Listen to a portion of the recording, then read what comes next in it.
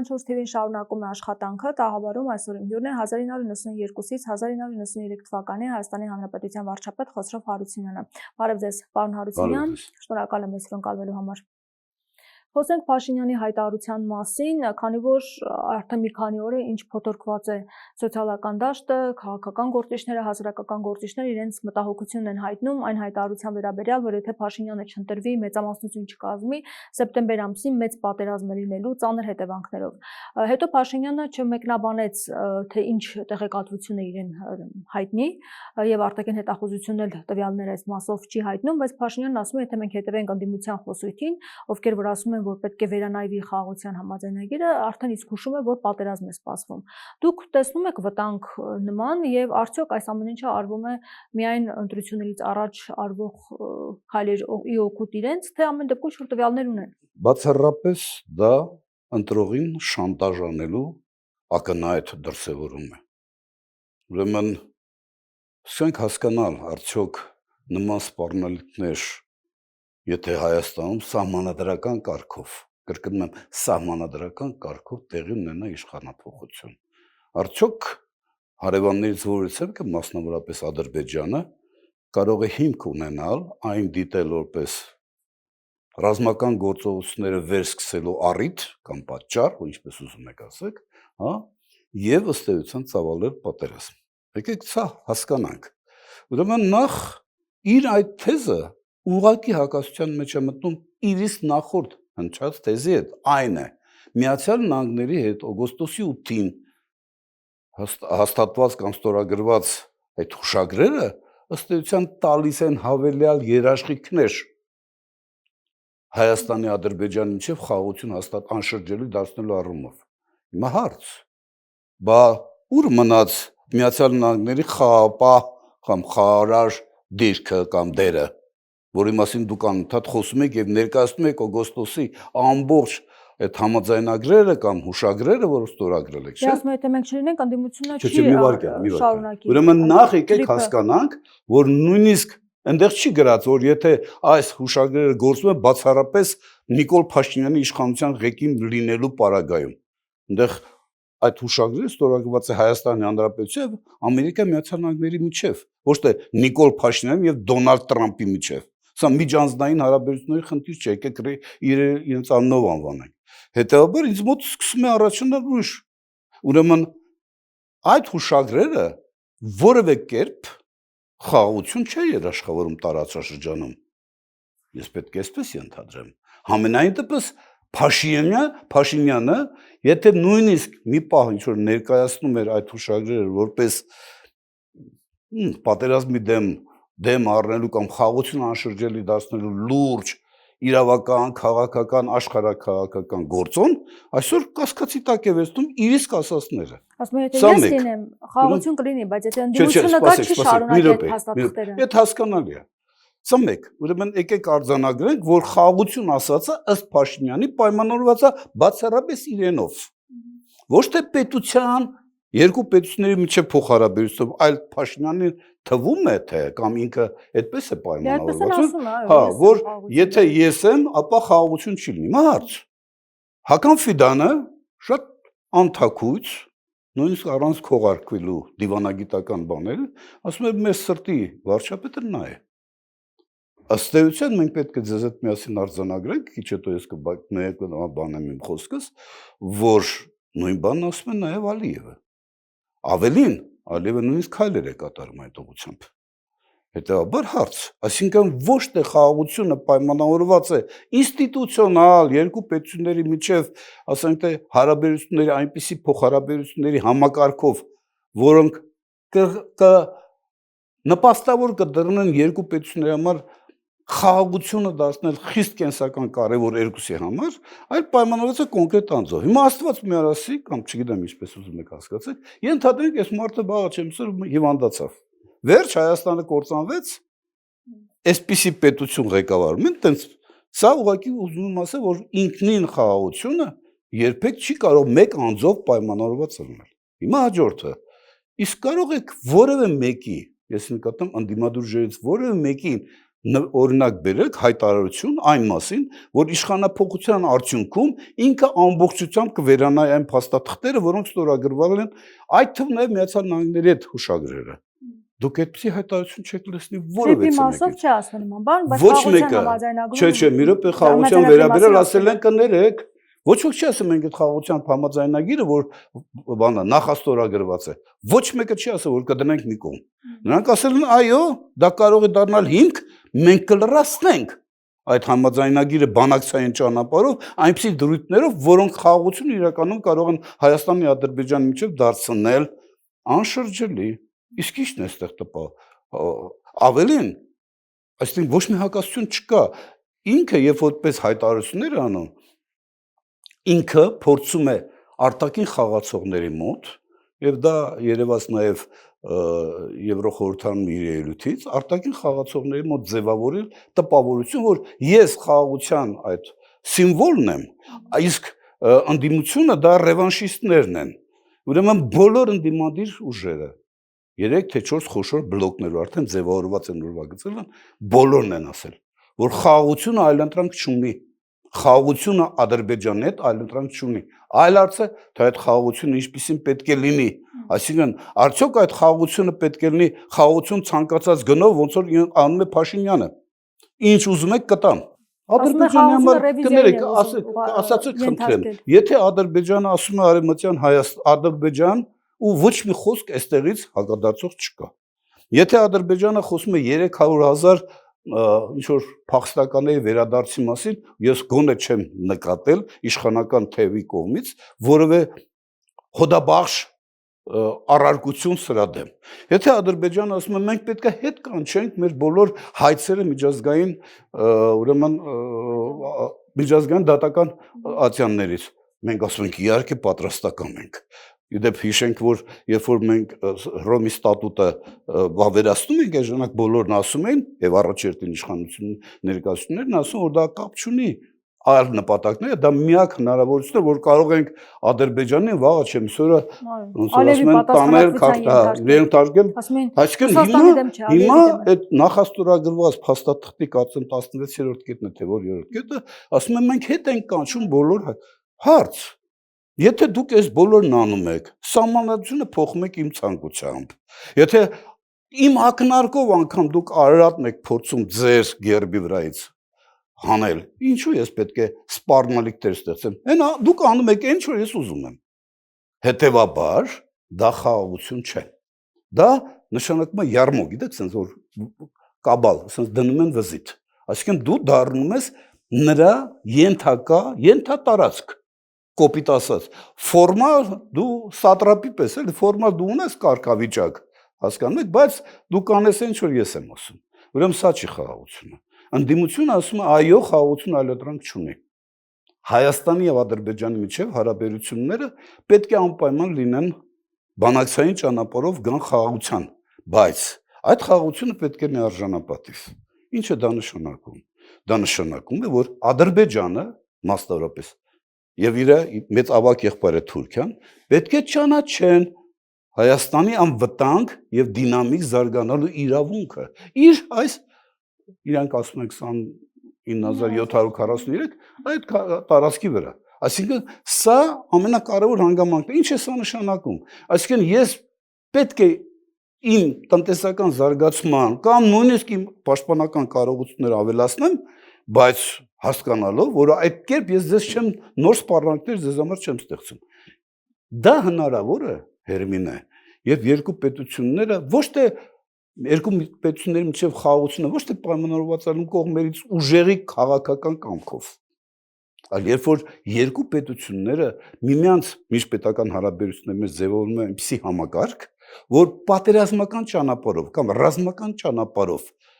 սեփական նպատակներին հասնելը կամ միակողմանի օգուտներ կորզելը դառնում է ոչ մեկին համար ոչ ձեռնտու։ Սա է խոսքը։ Այսօր ինչ որ Փաշինյանն է առաջարկում։ Փաշինյանը ընդհանրապես ասում է, այսինքն այդ թղթերի վերանայումը չի բերում պատերազմի, եթե ընդդիմությունը գա իշխանության։ Չի վերանայվում, տեսեք, այստեղ տարբեր բաներ են։ Այ վերանայել բառը օրինակ ես ասում եմ, գնում ենք սա հիմք եւ դրա շուրջ սկսում ենք բանակցել։ Էլ օրինակ ինչ կարող ենք հավելյալ ավելացնենք, որովհետեւ ձեր իմ խաղ ապրելու եւ դինամիկ զարգանալու անվտանգ լինելու հանգամանքը գործոնը կամ իրավիճակը պայմանավորված չլինի ձեր քաղաքական կամքով, ձեր կամեցողությամբ, կուզենամ դու անվտանգ կլինես, կուզենամ ոչ։ Հիմա ես մի հատ հարց եմ տալիս։ Վերջի շրջանում հատկապես նաև Ալիևն է սկսել այդ մասին խոսալ, բայց մենք տեսեք խաղաղությունը թղթի վրա չի, արդեն գետնի վրա է, մենք թույլ ենք տալիս ըստ էության հացահատիկը, բենզին եւ այլն։ Հիմա ես հարց եմ տալիս։ Ալիևին միգուցե ձեռնտու է այդպես, որտեղ Ալիևը այդ կերպ նպաստում է, որ Նիկոլ Փաշինյանը իր ժողովրդին ընտրողն ասի, տեսեք, մենք խաղաղություն ենք հաստատել, նույնիսկ Ադրբեջանի տարածքով մենք ստանում ենք մեզ անհրաժեշտ կենսական կառավարության ապրանքներ։ Լավ։ Մեզ հարց եմ տալիս, եթե վաղը չեմ այսօր Ալիև ասի ես չեմ արգելում եմ, ել չեմ թողնում իմ տարածքով այդ հացահատիկը կամ բենզինը գնա։ Փաշինյանը Ալիևի այդ որոշմանը հակազդելու, հակադրելու, նրա վրա հակառակ ճնշում գործադրելու որևէ հնարավորություն ունի։ Բացարձակապես ոչ։ Զրո, այսինքն այդ հացահատիկ ստանալը, բենզին կամ դիզել ստանալը դա բացառապես պայմանավորված է Ալիևի քաղաքական կամեցողությամբ։ Բարի եմ ես այսօր, որովհետև ես ուզում եմ իմ ընկերս ընտրվի։ Վաղը չընտրվեց, դա չեմ թողել։ Դա չեմ տա։ Այսինքն սա չի խաղաղությունը։ Կրկնում եմ, սա խաղաղության հետ ոչ մի աղերս չունի։ Խաղաղություն ցանկացած գնով, այդ թվում սեփական անվտանգությունը սպառնալիքի տակ դնելու, սեփական ինքնիշխանությունը, տարածքային ամբողջականությունը, սահմանի անձեռնմխելիությունը սպառնալիքի տակ դնելու գնով դա խաղաղություն չէ։ Դա բոլորովին այլ բան է, դա պետականության իսկական կորուստն է։ Իսկական, իրական կորուստն է։ Տեսեք, ինչու երբևէ իշխանության ներկայացուցիչներից որից է մեկ եւ առաջերտին Փաշինյանը չի խոսում այն մասին, որ իր իսկ գործողությունների կամ անգործության արդյունքում սոտ խոզնավար հատվածի ամբողջ ռազմավարական բարձունքները գտնվում են, հայտնվել են Ադրբեջանի ռազմական վերահսկողության տակ։ Ո՞վ է արել։ Ընդդիմությունը։ Ընդդիմության որևէ ներկայացուցիչ է բերել այս իրավիճակին։ Ինքը Փաշինյանը իր որոշմամբ 2020 թվականի դեկտեմբերի 17-ի որոշմամբ, երբ որոշում կայացվեց ի տարբերություն այն երակողմ հայտարարության այն դրույթի, որ զորքերը գտնվում են, շարունակում են մնալ այն տեղերում, որոնք որ գտնվում էին երակողմ հայտարարության ստորագրման պահին, ի հակառակ այդ որոշման, նա, ես լավ հիշում եմ, ասում էր, չէ, բանավոր ընկալում կա, այդ կերպ մենք կարող ենք մեր Սյունիքը դարձնենք ավելի անվտանգ։ Զորքերը հետ քաշելուց հաշված շաբաթներ հետո Գորիս-Կապանի 21 կիլոմետրյանոց հատվածը հայտնվեց ադրբեջանցիների ռազմական վերահսկողության տակ, եւ ես շատ հիշում եմ, լավ հիշում եմ, որ իր կառավարության նիստում ինքը օգտագործում էր ադրբեջանական հայկական բնակավայրերի ադրբեջանական անվանումները, վազլի, չեմանում, ինչ եւ այլն եւ այլն։ Հիմա այս ամենը սպառնալիք է։ Այս ամենը սպառնալիք է։ Բոլորը վերջերս Արման Թաթոյանն նույնիսկ փաստեր ներկայացրեց, չէ՞, որ Ջերմուկի վերևի հատվածում այդ իրենց կողմից ապօրինի համօրինական վերցրած տարածքներում Հայաստանի սուվերեն տարածքում, որ իրանք այդ տարածքում նրանք նույնիսկ առաջ են եկել, ամրապնդում են նույնիսկ նոր զինատեսակը հերքում է, բայց լավ, բայց չի հերքում, որ նրանք այնտեղ են։ Դե այո, որ նրանք չի հերքում, որ նրանք այնտեղ են, չէ՞։ Եկեք հասկանանք։ Հիմա հարց եմ տալիս։ Դա սպառնալիք է Հայաստանին։ Դա սպառնալիք է թե ոչ։ Դե իհարկե։ Իհարկե։ Ես ուզում եմ մի հատ ուրիշ օրինակ բերել, այս մասին ես նույնպես ասել եմ։ 1967 թվականին արաբա-իսրայելական առաջի պատերազմը չէ, բայց 6-օրյա պատերազմ, 6-օրյա պատերազմը տեղի ունեցավ մի բանի համար։ Իսրայելը հայտարարեց, որ Լիբանանում եւ Հորդանանում ի սահմանի երկայնքով տեղակայված են նոր զորքեր, զորատեսակներ։ Եվ դա բավարար էր, որ Իսրայելը ներկայացներ պահանջներ հակառակ բարակ, այսինքն եթե հետ չեք կաշում, ապա սկսում պատվել ռազմական գործողություններ։ Այսինքն Իսրայելը շատ բնական ներկայացնում էր դա որպես սպառնալիք։ Հիմա ես կարող եմ բազում այդպիսի օրինակներ բերել։ Բազում այդպիսի օրինակներ, նույնիսկ ոչ վերջին, ոչ վաղ անցյալից, միջպետական հարաբերությունների մեջ Արևմուտք, Ռուսաստան եւ այլն։ Բայց հիմա հարց եմ տալիս։ Բա նրանց համար դա սպառնալիք է, մեզ համար դա սպառնալիք չէ։ Բայց ինչու է սպառնալիքի մասին չեն խոսում։ Ասում են մենք սահմանազատման միջոցով ժամանակ այդ զորքերի հետ։ Լսեք, եկեք ռեալ լինենք։ Սահմանազատումը դուք անում եք Ալմատի հռչակագրի հիման վրա։ Ճիշտ է թե ոչ։ Ալմատի հռչակագրում կարծեմ ես ձեր եթերում այդ մասին խոսել եմ, եթե իմ հիշողությունը չի դավաճանում։ Ալմատի հռչակագրում ընդհանրապես երկու տող կա գրած։ Կողմերը, այսինքն նրանք ովքեր որ ստորագրել են այդ հռչակագիրը, հարգում են միմյանց, այսինքն հարևանների տարածքային ամբողջականությունը եւ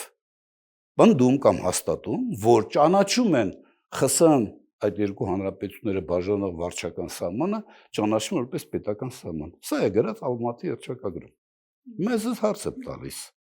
Այդ վարչական սահման Հայաստանի ու Ադրբեջանի միջև չկար ԽՍՀՄ-ի ժամանակ, որ նորից սահմանազատում ենք անում, որ Կիրանցում գյուղեր ենք տալիս։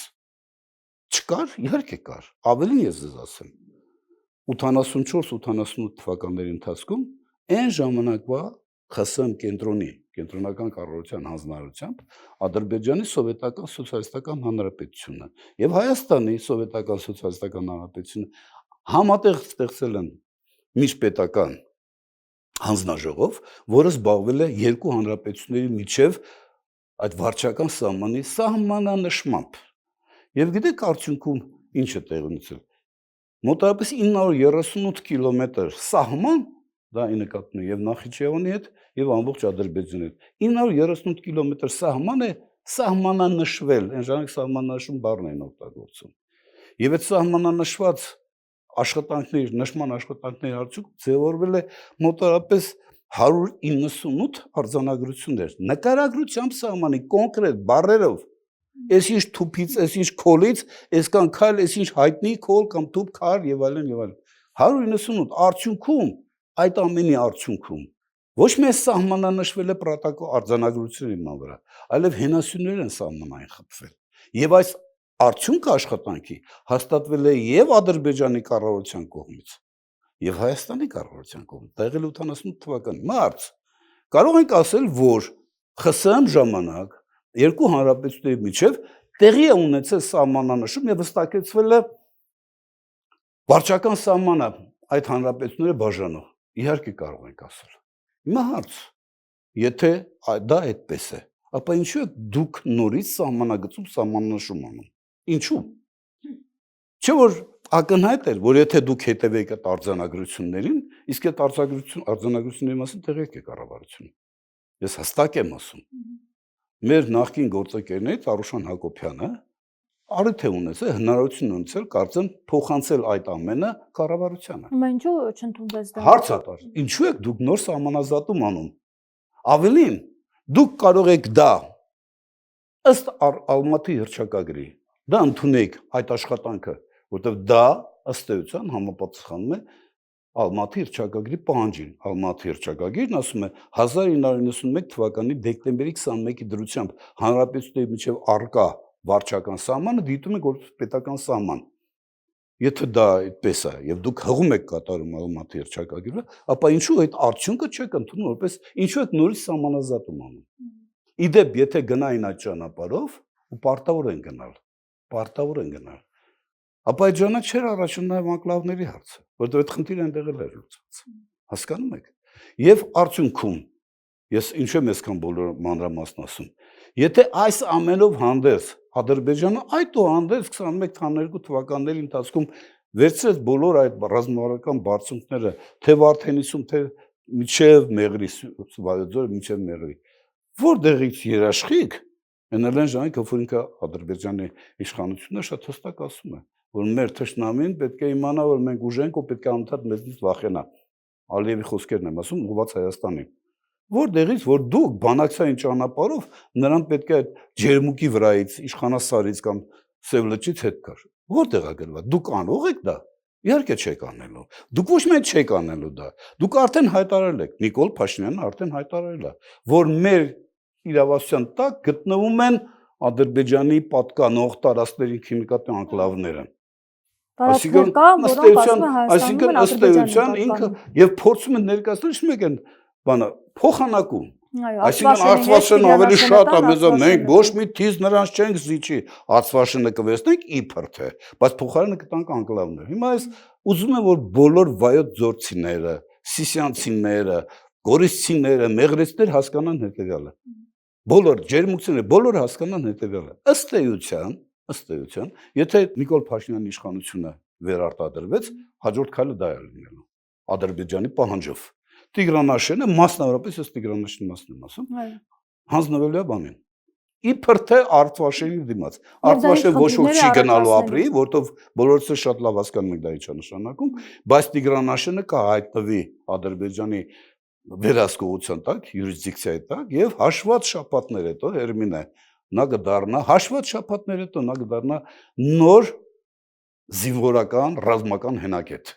եւ ամբողջ դեպի հարավ գնացող ճանապարհը կհայտնվի ջերմուկի մի կողմից մյուս կողմից Տիգրանաշենում տեղակայված ադրբեջանական ռազմական հենակետի ազդեցության տակ ռազմական ազդեցության տակ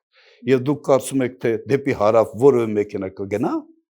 դե իհարկե ոչ բայց հարավից կբարձր այսինքն այդ կերպ մենք նպաստելու ենք իշխանությունները կնպաստեն իրենց այդ քայլով, ոսի աշճանաբար հանգիստ Սյունիքը դատարկվի։ Ահա թե ինչու Ալիևը ասում է, ես մեքենաներով կմտնեմ Սյունիք։ Գիտեք այդ ֆրազի իմաստը որն է, կարող եմ տանկերով մտնել, բայց ես բարի եմ, դոբրի եմ, ես մեքենաներով կմտնեմ, որովհետև իմ գործընկերը ինձ համար դրա այդ նպատակով նպաստավոր պայմաններ կստեղծի։ Սա է ամբողջ թարգմանությունը իշք բան չեք կարող ասել։ Դուք կարծում եք այդ անկլավների մասով համաձայնության Ես ասում եմ ոչ թե արդեն հայտարարել է։ Ինքը հայտարարել է, որ մեր յուրիսդիկցիայի իշխանության տակ կան տարածքներ, որոնք պատկանում են Ադրբեջանին։ Դրանք միայն անկլավներն են։ Դրա համար ես այլ կերպ եմ հարցը դնում։ Դե թող հիմնավորեն ինչու չեն ընդունում այն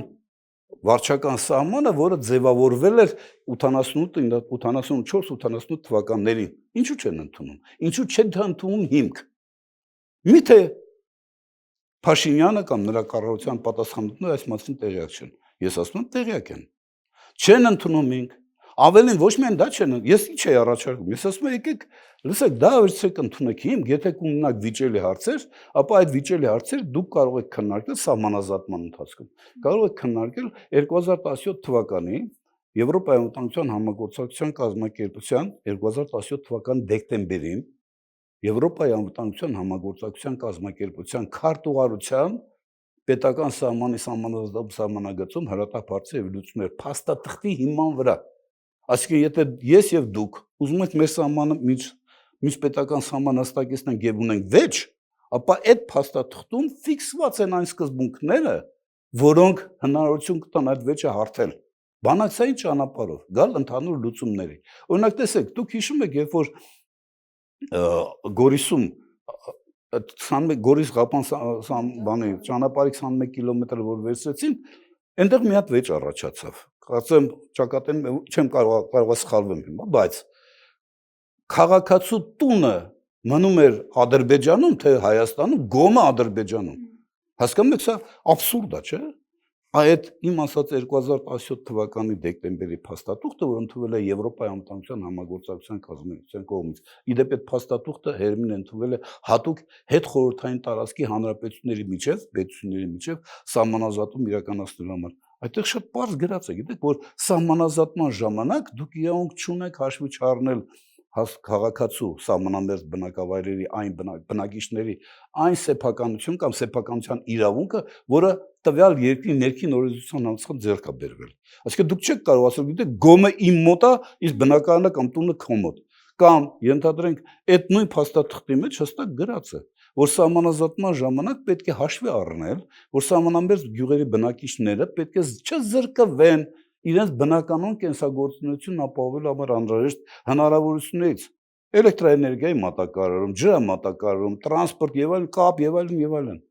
Այս ամենը այնտեղ գրած է։ Այնտեղ գրած է շատ ավելի կարևոր բան, որ սահմանազատման աշխատանքները չի կարելի կատարել սպառնալիքի, ուժի սպառնալիքի կամ ուժի կիրառման սպառնալիքի տակ։ Հիմա երբ որ դուք եկել եք, այսինքն դուք հնարավորություն եք տվել, որ ադրբեջանցիները մեր բոլոր ռազմավարական բարձունքները գրավել են։ Եվ մենք սա արձանագրում ենք որպես արտաքին լուրջ սպառնալիք մեր տարածքային ամբողջականությանը, սահմանի անդրմխելությանը եւ մեր ինքնիշխանությանը։ Այս սպառնալիքի պայմաններում ինչու՞ չեք օգտվում միջազգային այդ հեղինակավոր անվտանգության ոլորտում, միջազգային այդ հեղինակավոր կազմակերպության փաստաթղթում արձանագրված սկզբունքից։ Ինչու՞ չեք ասում, պարոն Ալիև, ահա դուք եք ԵԱԿ անդամ, մենք էլ ենք ԵԱԿ անդամ։ Մեր ներկայացուցիչները Եվրոպայի անվտանգության համագործակցության կազմակերպությունում այս փաստաթղթի 2017 թվականի դեկտեմբերին քարտուղարության այս փաստաթղթի ընդունմանը համաձայնություն են տվել։ Այլապես այս փաստաթուղթ չէր ընդունվի։ Եթե դուք համաձայնություն եք տվել, ապա այստեղ սևով սպիտակի վրա գրած է, որ ուժի սպառնալիքի կամ ուժի կիրառման սպառնալիքի տակ սահմանազատում չի կարելի իրականացնել։ Հետևաբար դուք բարեղեք հետ քաշեք։ Ինչու է հարցը չի հնչում։ Հիմա մեկ այլ հարց է հնչում, մեկ այլ տեղեկության մաս է, ասենք մի հատ էս մասը հավատենք, այսինքն ուզում եմ հասկանալ ձեզ համար համոզիչ չէ այն մեկնաբանությունները, որ այսօրվա դրությամբ այն թեզը, որ եթե ես չընտրվեմ դա, ապա դա կարող է հանգեցնել պատերազմի, դա զուտ շանտաժի թեզ է։ Սեփական ընտրողին վախեցնելու թեզ։ Ընդ որում զարմանալի մի բան ասեմ ձեզ։ Կարծում եք աշխատում է այդ թեզը մարդկանց մոտ։ Չէ, ես տեսնելով այն ինչ որ մենք երբեմն ականատես ենք լինում մետրոյում է թե փողոցում եւ այլն, մենք տեսնում ենք որ հանրությունը մեծ իմաստով այլևս համբերության բաժակը լցվում է։ Սա արդեն նկատվում է դա, բայց այդուհանդերձ որ փորձ է կատարում, տեսեք абսուրդը որն է։ Ուրեմն Հայաստանի Հանրապետության վարչապետը կոչված է իր քաղաքացու անվտանգությունը երաշխավորելու։ Ինքն է պատասխանատու իր քաղաքացու անվտանգության համար։ Նա ասում է, գիտեք ինչ կա, եթե Կիրանցում այդ գյուղի այդ տարածքները չտանք, շաբաթվա վերջ պատերազմ կլինի։ Բայց կներեք, այդ դեպքում դուք ինչու եք այդտեղ նստած։ Ինչու եք։ Տեսեք, ստացվում է, որ իրենք Ալիևի հետ միասին շատ ճարպկորեն օգտագործում են քաղաքացիների պատերազմի նկատմամբ շատ բնական վախը։ Ոչ մի քաղաքացի հաճույքով չի սպասում ռազմական գործողությունների զարգացմանը։ Եվ այդ վախը դարձրել են գործիք։ Այստեղ Ալիև, Փաշինյանը, այնտեղ Ալիևը այն կողմից։ Կանեք, լավ չէ կանի։ Ադրբեջան, Արևմտյան չէ, այնտեղ չեմ անում, Գյոչա, Մոչա եւ այլն եւ այլն։ Ստացվում է, որ իրանք երկուսով իրար հետ աշխատում են։ Եվ այս մեր ժողովուրդը, խեղճ ժողովուրդը, մնացել է միայնակ Ալիևի, Փաշինյանի, Էրդողանի առջև։ Միայնակ, անպաշտպան։ Սա նորմալ չէ։ Սա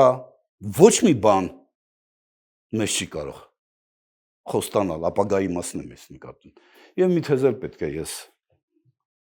ձեր թույլտվության զարգացնել, մոտեցումն է որպես։ Տեսեք, Արցախի կորուստը նոր քիչ առաջ, այսինքն 3 թե 3 առաջ լավ տենց չեմ կարող ասել, տենց չեմ հասցնում ամբողջությամբ հետևել, կարծեմ խորհրդարանական բանավեճ ա եղել այդ առումով։ Արցախի կորուստը փորձում են ներկայացնել, նախկինում էլ է դա եղել, փորձում են ներկայացնել սեփական ինքնիշխանությունը, ուրեմն ամրապնդելու, տարածքային ամբողջականությունը ամրապնդելու կոնտեքստում, այդպես են ներկայացնում։ Ես ուզում եմ, ես 3 մի եթերում ասել եմ, հիմա ուզում եմ ձեր եթերից օգտվելով ասել։ 1938 թվականին Մյունխենի կոնֆերանսում Ֆրանսիա եւ Անգլիան պայմանավորվեցին, համաձայնվեցին, որսի Չեխոսլովակիայի արևմտյան հատվածը Սուդետ նահանգը նվիրաբերվի Հիտլերին։ Չեմբերլենը վերադառնալով Լոնդոն, ինչ որ մի թղթիկտոր էր թափարում այդ որոշումը, հա, եւ ասում է ես ձեզ բերել եմ խաղաղություն։ Ես ուզում եմ մեջ բերել բառացիորեն Չերչիլի խոսքերը այդ կապակցությամբ։ Ի հակակշիռ այդ Չեմբերլենի լավատեսական ապագայի նկատմամբ լավատեսական մոտեցման, Չերչիլը շատ հստակ համարյա դասական ձևակերպման տարել հիմա օգտագործում է շատերի կողմից։ Շատ հստակ ասեց. լսեք, չի կարելի սпасել վագրից որևէ բանական վարքագիծ, եթե ձեր գլուխը նրա երախի մեջ է։ Հիմա մենք մեր Նիկոլ Փաշինյանի քաղաքականության արդյունքում։ Մենք մեր գլուխը մցրել ենք հարևանի երախի մեջ եւ ընդհանրում որ դա պետք է խաղաղություն բերի մեզ։ Թե նա օգտվելու է ճարպկորեն այդ հնարավորությունից։ Հասկանում եք, սա է։ Ուրեմն ես ուզում եմ արձանագրել, այսինքն ամփոփելով մեր խոսքի այս մասը, ես ուզում ասեմ հետեւյալը։ Պատերազմ չի լինելու։ Սահմանադրական ճանապարհով թեպետ այսօր եվրոպացիները ոնց որ թե այսօր միտեղ կարծած շատ դիպուկ ձևակերպում էր ոնց որ եվրոպացիները դառան Հայաստանում քաղաքացիական պայմանագիր կուսակցության վստահված անձինք հիմա նույնիսկ մի հատ խումբ են ուղարկում այստեղ չէ որ ամեն արագ արձագանքման թե ինչի համար են արձագանքում դա չեմ հասկանում բայց արագ արձագանքման խումբ են ուղարկում դա ըստ էության ոչ այլ ինչ է թե ոչ Հայաստանի ներքին իրավիճակին ուղղակի միջամտություն Մեզ խոսում են, մեզ ասում են այն մասին եւ այդ թվում նաեւ խոսում են նաեւ հաճախ բանը Փաշինյանը որ կան հիբրիդային ազդեցություն, հիբրիդային պատերազմ Հայաստանի հանդեպ հայտարարված է հիբրիդային պատերազմ եւ ով է այդ հիբրիդային պատերազմի հեղինակը հայտարարում ոնց որ ես հասկանում եմ բոլոր նայում են դեպի հյուսիս Հիմա մի րոպե եկեք հասկանանք ինչ բան է Հերմինը հիբրիդային պատերազմ ես նույն ձեր լսարանը սա հասկանամ Հիբրիդային պատերազմը դա երկու պետությունների միջև հակամարտության նույն դրսևորումն է միայն նույն նպատակն է հետապնդում պետությունները միմյանց նկատմամբ եթե ես հնարավորություն եմ ձեզ ծնկի բերել կբերեմ բայց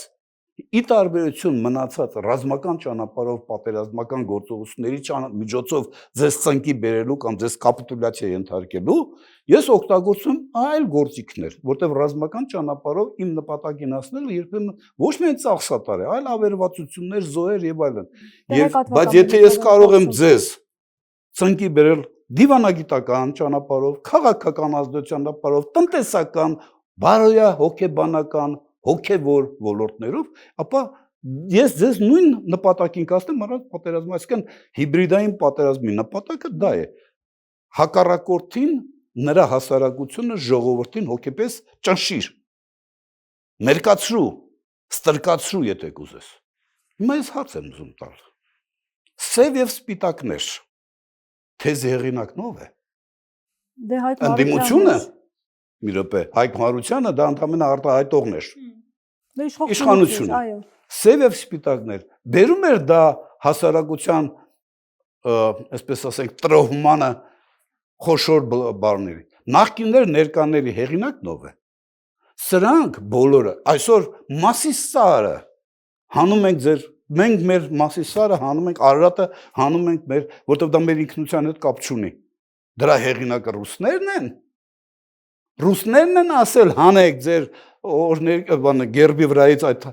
նշանը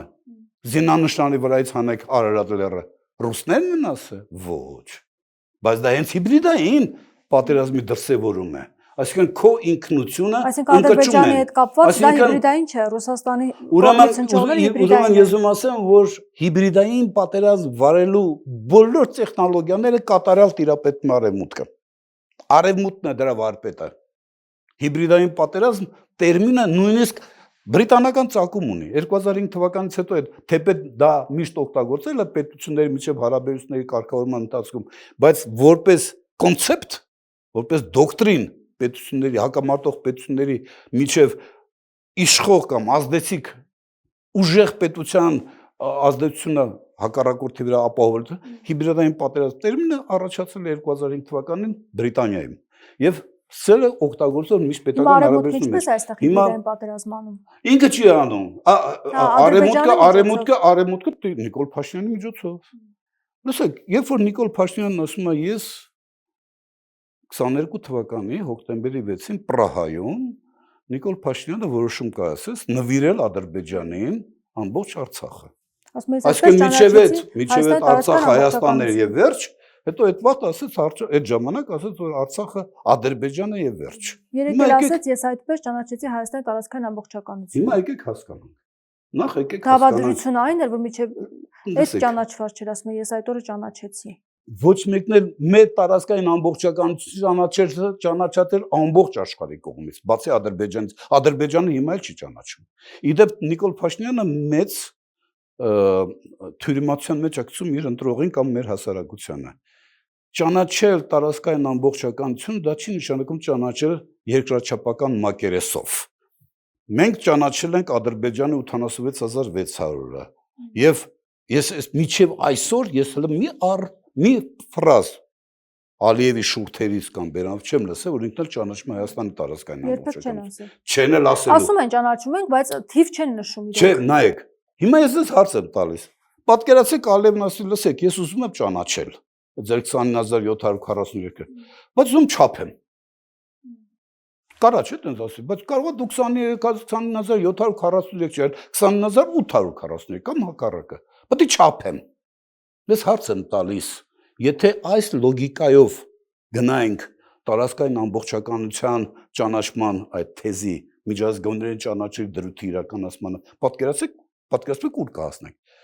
Հայ-ֆրանսիական հարաբերությունների հիմքում գաց է հետևյալ մենք ճանաչում ենք նրանց տարածքային ամբողջ, նրանք էլ ճանաչում են մեր ինքնիշխանությունը եւ մեր տարածքային։ Դա չի նշանակում որ ֆրանսիացիները համոզված են որ մենք 29743 քառակուսի կիլոմետրի վրա մեր ինքնիշխանություն տարածում։ Նրանք ասում են որ մենք ճանաչելու ձեր տարածքային ամբողջականություն կամ փոխադարձաբար միմյանց տարածքային ամբողջականությունը հայտարարում ենք իլուր միջազգային հանրությանը, որ զերծ կմնանք որևէ հավակնությունից ձեր տարածքի մեջ փոփոխություններ կատարելու առանց ձեզ համաձայնելու։ Տարածքային ամբողջականության ճանաչման իմաստը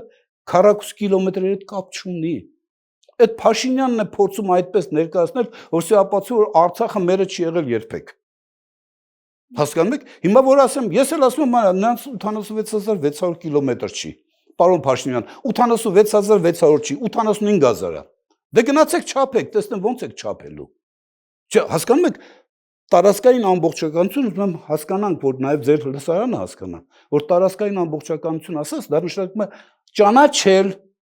միմյանց իրավունքը այդ տարածքի վրա ինքնիշխան սեփական պետականություն իրականացնելու կամ ձևավորելու եւ զերծ մնալ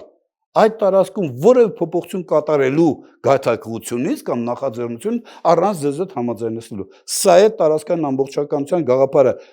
Քանի քառակուսի կիլոմետրի վրա եք դուք անում ինքնիշխանություն ձեր իրականացում։ Ինձ համար արդեն էական չի, որտեղ ոչ թե ես ճանաչում եմ ձեր տարածքը մեծությամբ, այլ ճանաչում եմ այդ տարածքի վրա ձեր ինքնիշխանությունը։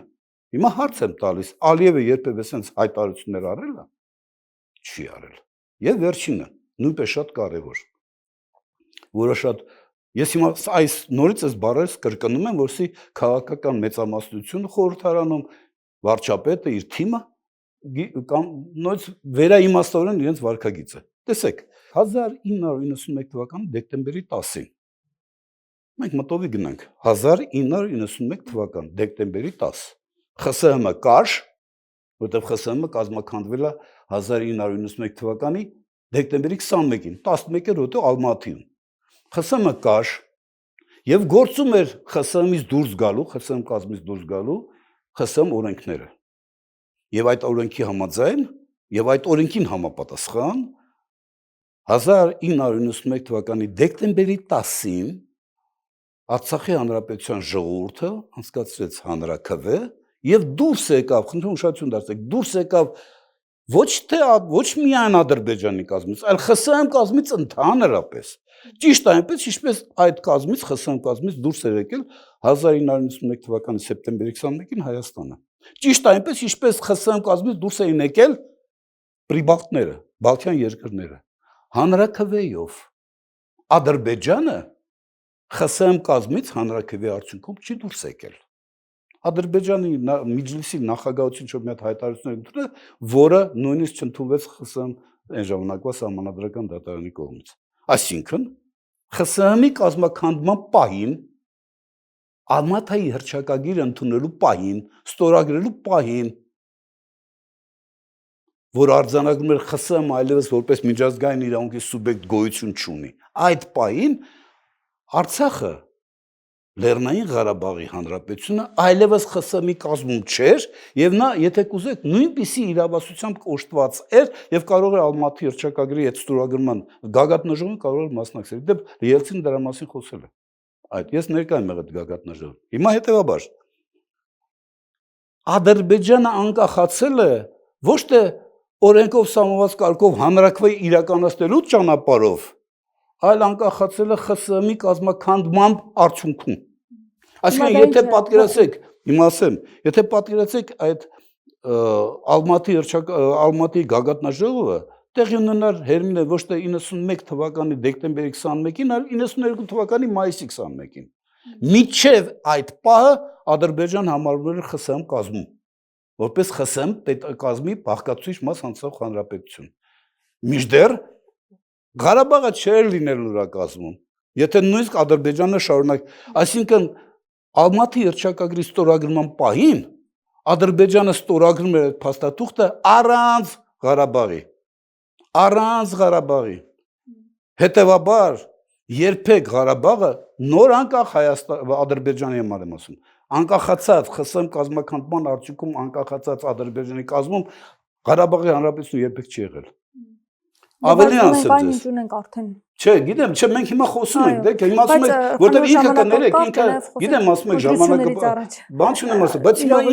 ինքը ներկայացնում է սկզբունք այս հարցերը, որ այդպես ես հաստատեցի իմ ինքնաշխատություն, մեր պետության, ես էլ հարց եմ տալիս, արդյոք Միացյալ Նահանգների Հայաստանի Հանրապետություն ճանաչելու, եվրոպական երկրների Հայաստանի Հանրապետություն ճանաչելու, անկախությունը ճանաչելու հանգամանքը կապված էր Ղարաբաղի հետ։ Դե իհարկե ոչ։ Ավելի ես ձեզ ասեմ, այն բոլոր խոսակցությունները, թե 1991 թվականի դեկտեմբերի 1-ի որոշումը, դա ոչ այլ չէ, թե ոչ տարածքային պահանջներ Ադրբեջանի նկատմամբ, իմ նկարագրած փաստով արդեն հոց է ցնդում։ Հոց է ցնդում անկախության հռչակագիրն է։ Չէ, հոց է ցնդում, ասեմ, տեսեք, եթե լիներ այդ նպատակը Արցախը վերամիավորել Հայաստանին, իրավական առումով ընթացակարգերը ապահովելու տեսանկյունից, ապահովելու առումով։ Տեսեք, Արցախահայությունը անցկացրեց հանրաքվեն իր ինքնորոշման իրավունքը ամրագրելու կոնտեքստում։ Այսինքն նա հռչակեց իր անկախությունը եւ միջազգայինորեն դա ճանաչված էր, հիմա կասեմ ինչու եմ ասում դե ֆակտո, բայց նա չորոշեց, չէ՞, վերամիավորվել Հայաստանին։ Եթե դեկտեմբերի 1-ի որոշման 89 թվականի դեկտեմբերի 1-ի որոշման նպատակը տարածքային հավակնությունն Ադրբեջանի հանդեպ, ապա այդ հանրաքվեի արդյունքում Արցախը որոշում կայացնել վերամիավորվել Հայաստանին։ Դա չի արվել,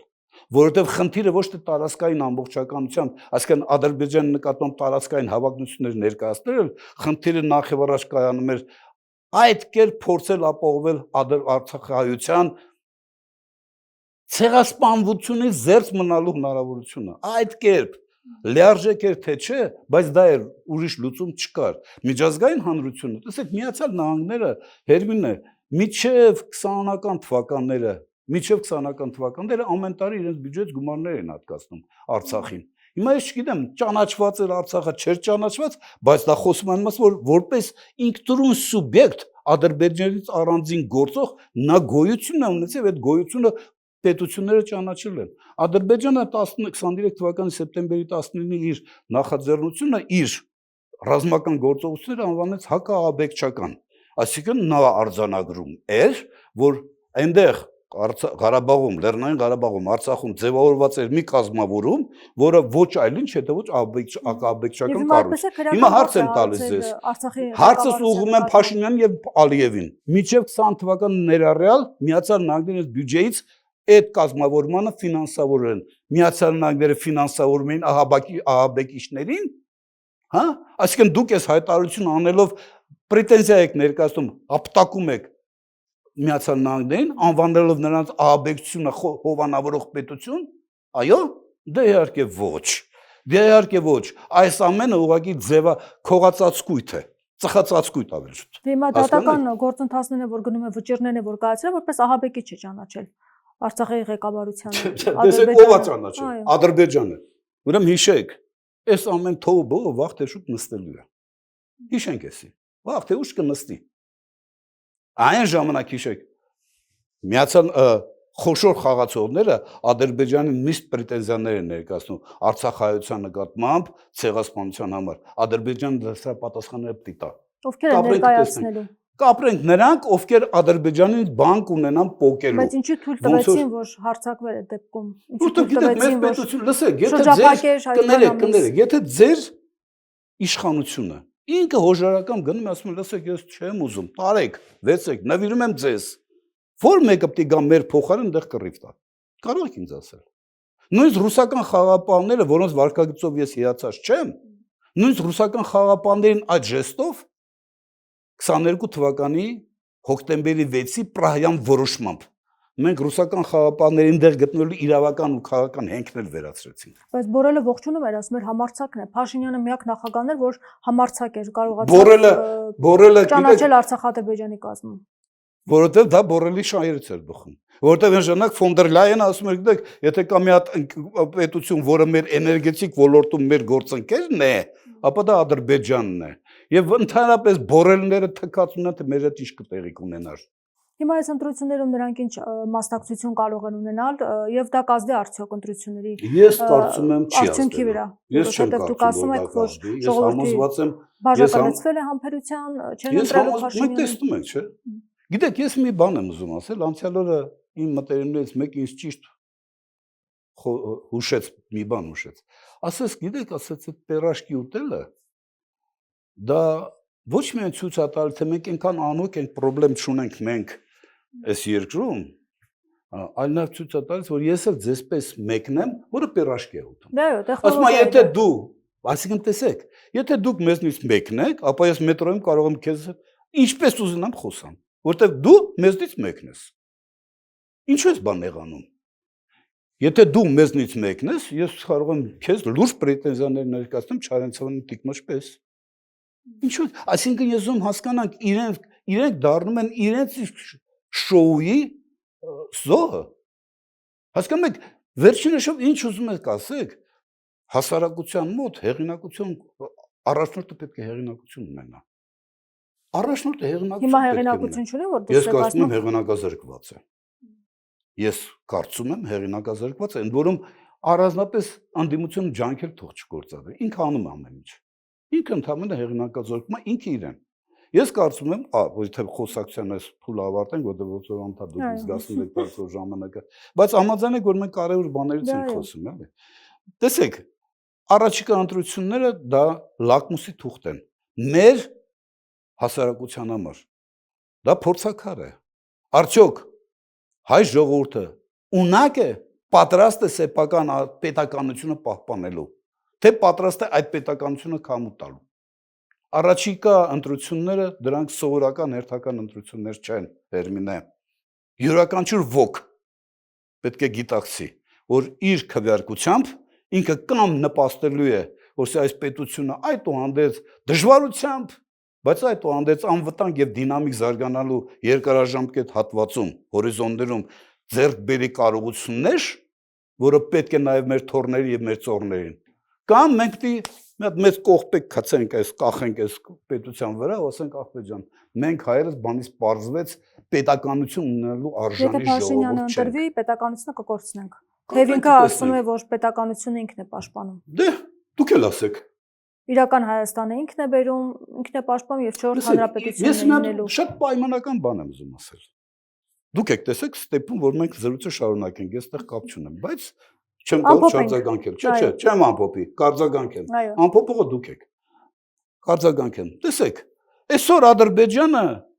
խոսում է արևմտյան Ադրբեջանի մասին։ Երբեք դա իր տարածքները չեն եղել, չէ, երբեք, բայց նա չի խորշում։ Ասում է, գիտեք, ես նույնիսկ տարածքային հավակնություններ չունեմ։ Ես ընդհանրապես ասում եմ այն, որ իրականություն է, պատմական իրականություն, իսկ պատմական իրականությունը Երևանը եղել է ադրբեջանական։ Երբ որ Երևանը կար, Ադրբեջանը ընդհանրապես բնության մեջ գոյություն չուներ։ Բայց նա ասում է պետություն։ Ուրեմն մեր հարևանը ակնհայտորեն խոսում է դրա մասին, չէ՞, այսինքն նա չի խորշում, ասի, որ ես իմ հարևանների հանդեպ, մասնավորապես Հայաստանի նկատմամբ, որտեղ ինքը նաև պրետենզիաներ ունի նաև Վրաստանի, Իրանի նկատմամբ, բայց մասնավորապես Բայց նկատենք, որ աշխարհը չի արձագանքում նրա այդ հայտարարություններին։ Ախր լսեք, աշխարհի վրա դուք նախևառաջ մենք պետք է ունակ լինենք սեփական տունը պահպանելու, հետո նոր մտածենք ով մեզ կօգնի։ Եթե դժտե մի հատ լավ խոսք ուներ։ Անկերությունն են անում ուժերի հետ։ Թույլին կարեկցում են, իսկ եթե թույլը նաև ուզվոր է, նույնիսկ զզվում են։ Սա իրականություն է։ Աշխարհը ճանաչում է ուժ։ Ուժեղ ես, քեզ հետ կխորհրդակցեմ։ Քեզ հետ հաշվի կնստեմ։ Ուժեղ չես։ Ինչով ուզում ես զբաղվի։ Մինչև 18 թվականը այս երկրի հետ հաշվի էին նստում։ Մինչև 18 թվականը։ Մինչև 18 թվականի մայիսի 8-ը այս երկրի հետ հաշվի էին նստում, որտեղ նա ֆակտոր էր ուժի, աշխարհակահաղական լուրջ գործոն էր տարածաշրջանում։ Հիմա ով է։ Բորելն ասում է ճիշտ էլ անում են, լավ էլ անում են։ Պարշի բորելի հետ վերջնա թե ես ու դու ստեղ ինչ վիճակում կլինենք, կամ մեր երեխեքը։ Բորելը կուշտ փորով լավ ապրում է իր Բրյուսելներում։ Ինչու՞ պիտի մեր դարդը լացի, կարաք ինձ ասեք։ Եթե մենք ինքներս չենք լացում մեր դարդը։ Հետաբար առաջիկա ընտրությունները իրականում պատմական շանս են այս ժողովրդի համար, մեր ժողովրդի համար իր մեջքը ուղղելու եւ անվտանգ դինամիկ զարգանալու համար անշրջելի երաշխիքներ ստեղծելու համար, սեփական պետություն հաստատելու համար։ Սա շատ էական եմ ես համարում։ Եվ խորհուրդ եմ տալիս, կոչ եմ անում բոլորին։ Տաներում չմնաք։ Կտրեք ձեր ետույքը բազմոցներից, գնացեք ընտրական տեղամաս։ Ընտրեք, քվեարկեք ցանկացած ընդդիմադիր ուժողին, ում ուխտին ուզում եք քվեարկեք։ Դուք դրանով կքվեարկեք մեր վաղվա ապագայի համար։ Դուք դրանով կնպաստեք մեր պետության ու պետականության կայացման գործընթացը, պատմական գործընթացը վերականգնելու օգտին։ Շնորհակալ եմ զրույցի համար։ Զրուցում էի 1992-ից 1993 թվականի Հայաստանի Հանրապետության վարչապետ Խոսրով Հարությունյանի հետ։ Շարունակեք մեզ հետևել, կհանդիպենք։